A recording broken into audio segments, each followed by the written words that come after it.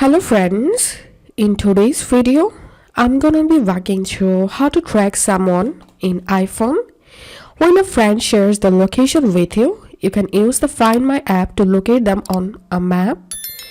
But if you want to see how far away your friends are from you, make sure you turn on Precious Location for the Find My app.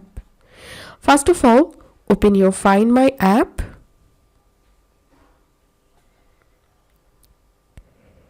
And to get direction to a friend, tap on People. Then tap the name of the person you want to get directions to. And you have to tap on Directions to open maps.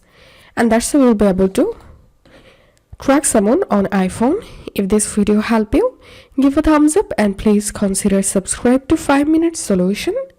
Thank you for watching.